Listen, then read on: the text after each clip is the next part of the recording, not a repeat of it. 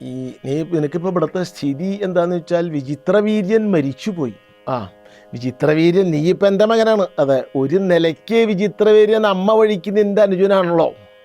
സത്യവതിക്ക് ഇതിൻ്റെ മഹാഭാരതത്തിൻ്റെ പ്രത്യേകത തന്നെയാണ്. സത്യവതിക്ക് 2 ഭർത്താക്കന്മാർ, ഒന്ന് പരാശരൻ, പിന്നെ ഒന്ന് ശന്തനു. ശന്തനുവിന് 2 ഭാര്യമാർ, ഒന്ന് ഗംഗ, പിന്നെ ഒന്ന് സത്യവതി. അപ്പോൾ സത്യവതിക്ക് പരാശരനിൽ ആദ്യത്തെ ഭർത്താവ് എന്ന് പറയുമ്പോൾ വലിയ ഒരു ലിവിങ് ടുഗദർ, അതിലുണ്ടായ മകനാണ് ആര്? വ്യാസൻ. ശന്തനുവിന് ഗംഗാദേവിയിൽ ഒരു ലിവിങ് ടുഗദർ ഉണ്ടായി, അതിലുണ്ടായ മകനാണ് ഭീഷ്മൻ. ഭീഷ്മനും രാജ്യം വേണ്ട, വ്യാസനും രാജ്യം വേണ്ട. ശന്തനുവിൻ്റെ മക്കളാണ്. 2 ക്ഷേത്രങ്ങളിലുണ്ടായത്, 2 ഭാര്യമാരിലുണ്ടായതാന്നേ ഉള്ളൂ. ഭീഷ്മൻ രാജ്യം ഉപേക്ഷിച്ചു അച്ഛന് വേണ്ടി, സത്യവതിയെ കിട്ടാൻ വേണ്ടി. വ്യാസൻ തപസ്സിനും പോയി.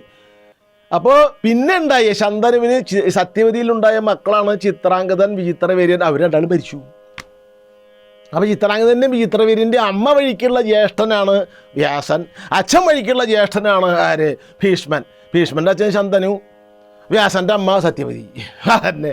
അപ്പം നീ നിൻ്റെ അനുജന്മാരാണല്ലോ, അവരിൽ സന്താന ഉൽപാദനം നടത്തണം എന്ന് പറഞ്ഞു, അല്ലെങ്കിൽ രാജ്യം അനാഥവും.